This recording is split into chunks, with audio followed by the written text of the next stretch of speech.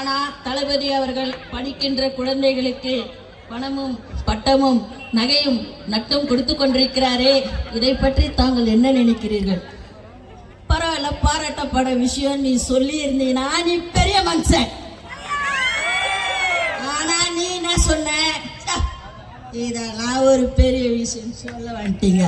எது பெரிய விஷயம் இல்ல, நீ கட்சியில இருந்தீங்கன்னா ஆட்சியில இருந்தீங்க, மக்கள் வரி பணத்துல நீ செய்யற, அது பெரிய விஷயம். தன் சுய சம்பாதியத்தில் என் தலைவன் செய்வது உனக்கு சிறிய விஷயமா?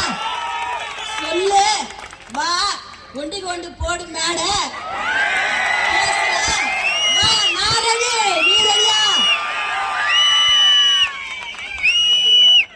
பெட்ரோல் டீசல் கேஸ் மின் கட்டண உயர்வினால் தமிழகம் போதையில் மட்டுமல்ல, இந்த விலைவாசி உயர்வினாலும் தள்ளாடி கொண்டிருக்கிறது. இது தெரியலையா? எவ்வளோயா சாப்பிடுவேன்? காலையில் 2 இட்லி, மத்தியானம் ஒரு தயிர் சோறு, நைட்டுக்கு 2 சப்பாத்தி, டோட்டல் க்ளோஸ் சாப்பிட்டேன். இதுதான் ஏன் மூட்டை மூட்டையா கோடி கோடியா அச்சிக்கின்னு ஈடிக்கு பயந்துன்னு மோடிக்கு பயந்துன்னு ஜீடிக்கு பயந்துன்னு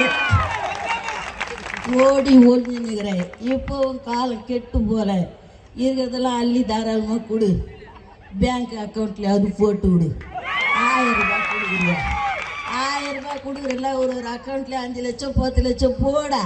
வீட்டு காசாது, நாங்க விட்ட காசு, எங்க கிட்ட இந்த கொள்ள அடிச்ச காசு. சும்மா நீ ஒண்ணு தர போறது கிடையாது. காலம் வெகு தொலைவில் இல்லை, காலம் வெகு தொலைவில் இல்லை. மேகம் கலைந்தது, வெளிச்சம் வந்தது. எங்களுடைய தளபதி ஆள போகின்றார் தமிழகத்தை. இந்த நீட்டு நீட்டு நீட்டு நீங்க போறானுங்களே, அத கொஞ்சமாவது மடங்கினானுங்களா? யாரு வந்தாலும் நீட்டு, யாரு வந்தாலும் நீட்டு, எங்க போனாலும் நீட்டு. என்னையா எனக்கு மேல இருக்கிறவங்களுக்கு கொடுக்கணும் பிரிச்சு போட்டு.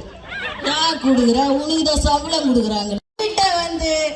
தளபதி முதல்வர் ஆகும் பொழுது கண்டிப்பாக அந்த நீட் ஒழிக்கப்படும். நாங்கள் அதை எதிர்பார்த்து கொண்டிருக்கின்றோம்.